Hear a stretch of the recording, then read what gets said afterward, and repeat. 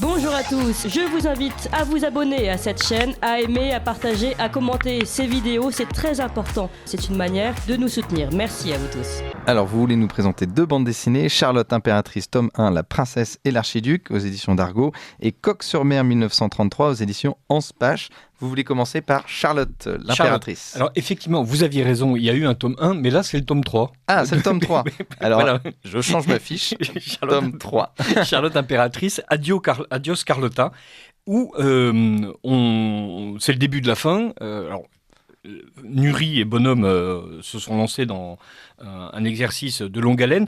Là, c'est la fin de l'acte 3, avec un peu de chance sur un acte 4 et un acte 5, si jamais Nury construit ça comme une véritable tragédie. Et on le sent parti, effectivement, pour construire sa bande dessinée comme une tragédie hugolienne. Alors, et il emprunte à Hugo plusieurs choses, et notamment le goût de la démesure et le goût, non pas de l'exactitude historique, mais de la broderie narrative. J'avoue que cet album est décevant. On nous demande souvent, mais alors, pourquoi est-ce que vous dites jamais du mal des autres ? Alors, d'abord, c'est pas bien, et puis j'aime pas, c'est contre ma nature. Non, je plaisante.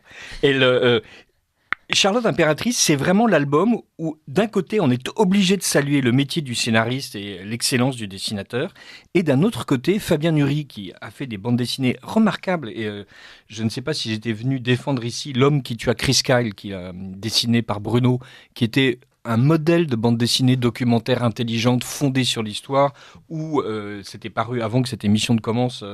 Il était une fois en France, où il raconte l'affaire Joanovici et d'une manière générale la collaboration, où là, il y avait une volonté d'être à la fois extrêmement lisible et dans une narration extrêmement claire pour le lecteur, mais à ne pas tordre la vérité.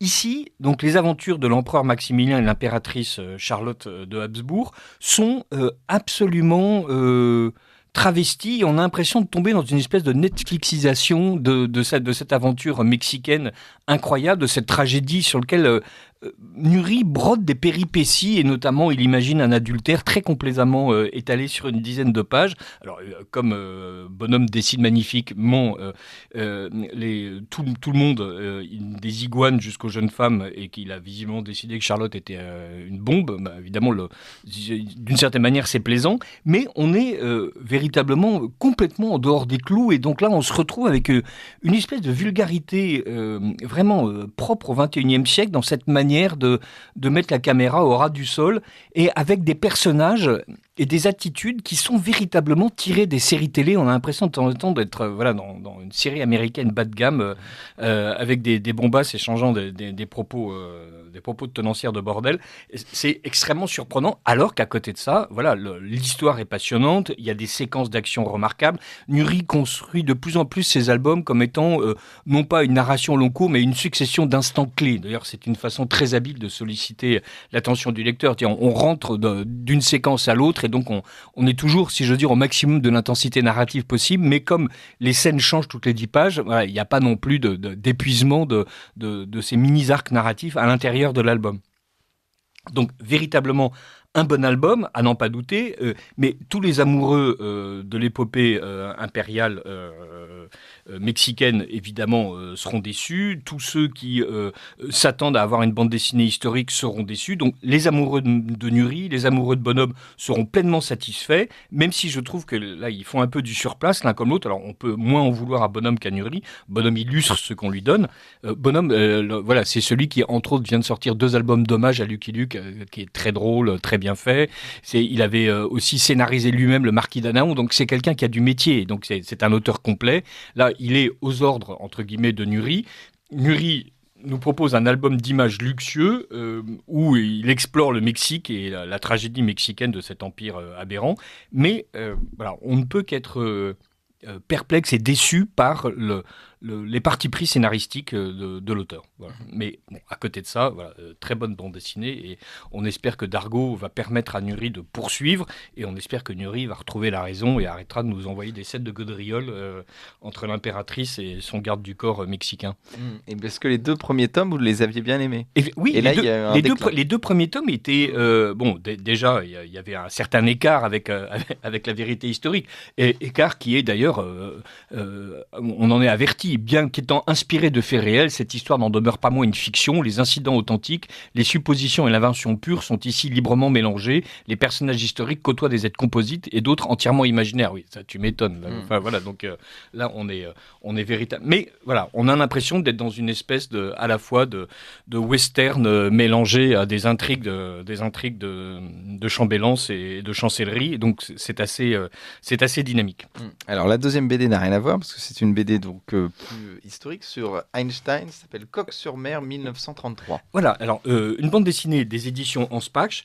C'est une petite maison d'édition belge et qui fait de très bons albums, surtout les albums, qu'il me pardonne, voilà, de très bons albums. Et parmi tous ces albums, il y en a certains que j'apprécie particulièrement. Ce sont les albums dessinés par Baudouin Deville. Baudouin Deville, donc dessinateur qui a travaillé beaucoup pour la publicité, qui a commencé dans la bande dessinée, qui a fait autre chose et qui a trouvé depuis quelques années un créneau qui est remarquable et qui est la manière d'explorer en fait une succession de villes belges en les adossant à des années clés. Alors par exemple, Léopoldville 60, Bruxelles 43, Innovation 67, et qui sont des albums de pure ligne claire, avec un amour de l'architecture qui était évident quand on regarde, et qui d'ailleurs est prolongé par des petits dossiers à la fin de l'album où on a droit, si j'ose dire, au dossier préparatoire et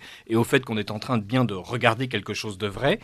Cet album-là, Coq-sur-Mer 1933, est assez rigolo puisque on nous plonge dans l'atmosphère de la visite que Einstein, plutôt de l'exil momentané d'Einstein en Belgique, où il a résidé quelques mois avant de partir pour les États-Unis, et où on imagine d'une part les tentatives d'enlèvement des nazis qui sont...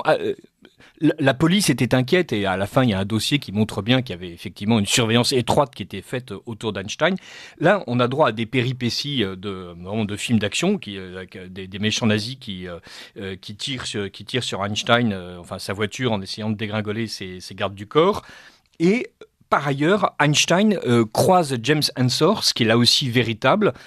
Et le scénariste imagine que Einstein a, si j'ose dire, pastiché James Ensor. Alors, on ne peut pas raconter le ressort scénaristique qui se cache derrière, mais tout s'entremêle avec cette capacité qu'a Baudouin Deville à dessiner une ville côtière des années 30 en Belgique, qui est une station balnéaire, somme toute, assez récente, et avec une grâce incroyable, et à mélanger ça à des scènes d'action aimables.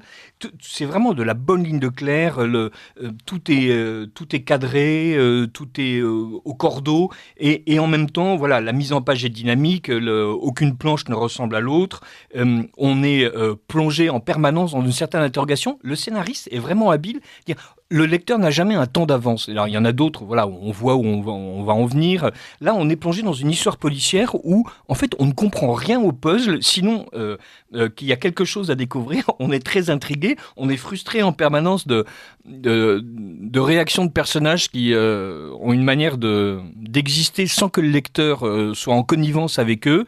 Et voilà, typique, voilà, ah ça y est, enfin j'ai réussi, mais on ne sait pas ce qu'il a réussi. Et à l'arrivée, tout s'éclaire, on comprend tout.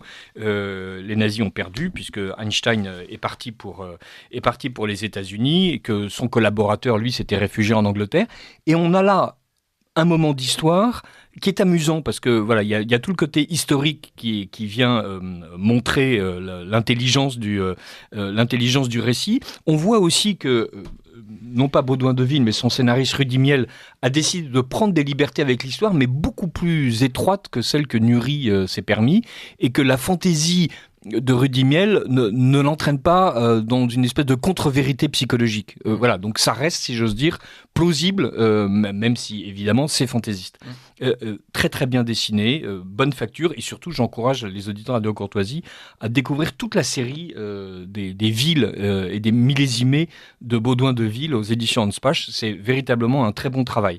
Oui, alors pourquoi Einstein était parti à Coq-sur-Mer en 1933 ? Ah, parce qu'il fuyait l'Allemagne, tout simplement. C'est pas pour ses travaux, c'est juste parce qu'il était juif. D'abord, il était juif, et évidemment, ça devenait pénible pour lui en Allemagne, même avec sa réputation. Et en plus, il était sur le point, comme on le sait, il avançait vers l'énergie atomique et vers donc la possible bombe atomique et la possible utilisation de l'énergie atomique à des fins militaires. Et donc, il ne voulait absolument pas que ses travaux tombent aux mains des nazis. Alors, c'est La Coque-sur-Mer 1933. Il y en a d'autres de villes. C'est ça, c'est ville. Oui, c'est ça. Donc, Bruxelles 43, Innovation 67, donc qui est sur avec, vous savez, l'immense Atomium à Bruxelles, ou encore Léopoldville 60, voilà, qui sont des albums qui parcourent en fait la Belgique et l'ensemble du monde belge, donc plutôt dans les périodes 40, 50, 60, c'est-à-dire au moment où, d'une part, la ligne claire s'établit comme style de bande dessinée, et d'autre part, au moment où cette ligne claire paraît être en accord absolu avec les tailleurs des jeunes femmes et la beauté de l'architecture. Voilà, peut-être que la ligne claire aujourd'hui, c'est un peu différent. Alors, deux BD, le Coque-sur-Mer 1933 de Baudouin de Deville et Rudy Miel aux éditions Ansplash, et puis Charlotte Impératrice tome 3, La princesse de l'Archiduc aux éditions d'Argo, que vous avez moins aimé. Alors, on vous rappelle que vous êtes l'auteur du Rond de serviette est-il de droite, et puis de votre dernier livre sur le paradis, j'ai encore oublié. En arrivant au paradis aux éditions du Cerf. Ça marche bien, vous êtes content de la promotion? Alors, je suis ravi que les gens m'invitent et me laissent parler d'abondance. Je tiens à dire, et pardonnez-moi, que l'album est disponible aux éditions du Triomphe. Donc, si vous aimez les éditions du Triomphe, et si vous aimez le catalogue, non, l'album, mon livre, votre livre, mon livre fait partie du catalogue la bande dessinée, du catalogue des éditions du Triomphe. Voilà, et donc vous pouvez commander le bouquin à travers le Triomphe, ce qui est une double bonne chose. D'abord, vous aurez un livre excellent, et en plus, vous soutiendrez un éditeur excellent. Oui. Enfin, je ne sais pas. Je suis comme tous les auteurs. J'évite de harceler mon éditeur dans le premier mois en lui demandant si ça marche bien, parce que voilà, il me répondra des choses prudentes. Voilà, je préfère le harceler comme tout le monde au bout de 6 mois en lui disant alors où on en est, est-ce que vous l'avez déjà réimprimé, comment se fait-il que vous ne m'ayez pas fait inviter sur TF1, voilà. Quand dit Frédéric Becbédé. Ouais, c'est ça. Parce que vous avez donc une émission avec Anne Le Pape qu'on peut retrouver sur Radio Courtoisie. Anne Le Pape, donc qui tient un journal littéraire sur Radio Courtoisie, m'a très gentiment interviewé cette semaine. Voilà, donc vous tapez Anne Le Pape ou Journal des Lettres, si je ne m'abuse, sur le site de Radio Courtoisie. Anne Le Pape, et vous avez droit à ça, mais vous m'avez vous-même reçu très gentiment, Corentin. Sur la chaîne de Ligne Droite, Richard de 16, en arrivant au paradis. Je vous ai pas posé la question la semaine dernière, j'ai oublié, parce que on le sait, c'est un secret pour personne. Vous êtes plutôt royaliste, Richard de 16. Oui. Et de l'autre côté de la Manche, il y a un roi qui a été couronné. Ça vous a inspiré? Vous êtes jaloux, vous êtes envieux, vous êtes méprisant. Il est anglais, voilà. Donc je suis serein sur le fait que de toute façon, c'est quelqu'un qui est intrinsèquement vicié. J'étais pas jaloux. Vous n'avez pas regardé? Si. Non, j'ai pas regardé. J'avais autre chose à faire. Et franchement, il y a un côté un peu grotesque dans la manière dont les Français passent leur vie à se tartiner de pommade républicaine, et ensuite chaque fois qu'il y a une royauté, même fantasque, comme à Monaco, et tout le monde se rue devant la télé pour regarder quelques uniformes aberrants. Enfin voilà. Donc c'est pas ma tasse de thé. Et Charles III, en plus, ai-je appris en lisant l'excellent magazine Valeurs Actuelles, a exigé que le Saint-Crème soit, avec lequel il a été oint, et qu'on a préparé spécialement pour lui, soit purgé de tous les éléments animaux qu'il contient normalement pour avoir un Saint-Crème végan. Donc je me suis dit que voilà, ce type que je n'aime pas trop à la base, je le trouvais un peu plus détestable dans la manière dont il a voulu enrégimenter un cérémonial qui évidemment le précède et lui succédera. Et c'est fascinant de voir un peuple français vénérer tous les signes de la royauté ailleurs, et être incapable de se poser les bonnes questions sur ce que pourrait signifier un roi, même un roi anglais, c'est-à-dire qui ne sert à rien, mais en tout cas comme symbole de l'unité du royaume. Voilà. Et évidemment, ce qui était très amusant, et tout le monde l'a souligné, autant le redire ici, voilà, pendant que le camarade Macron fait vider intégralement les rues de Paris pour zoner tout seul sur les Champs-Élysées, évidemment, Charles III, si contesté soit-il en Angleterre, réunissait des foules absolument immenses, non seulement devant la télé, mais surtout devant le balcon, et il n'y avait pas une seule casserole, quoi. Et pourtant, Dieu sait si l'Angleterre n'est pas en bon état. Oui, c'est ça. Voilà. Bon, écoutez... Mais le monarque républicain, comme on l'appelle, lui, a droit non seulement le mépris de son peuple, mais en plus, le peuple a droit au mépris du monarque, ce qui est vraiment fascinant. Merci beaucoup Richard de Sèze. On rappelle donc Laurent de Serviette est-il de droite aux éditions La Nouvelle Librairie, et puis En arrivant au paradis aux éditions du Cerf. Voilà. Merci beaucoup Corentin. Achetez du Richard de Sèze si vous voulez rire et puis vous informer, puis vous élever l'âme. Allez, on va aller jusqu'à là. Allez.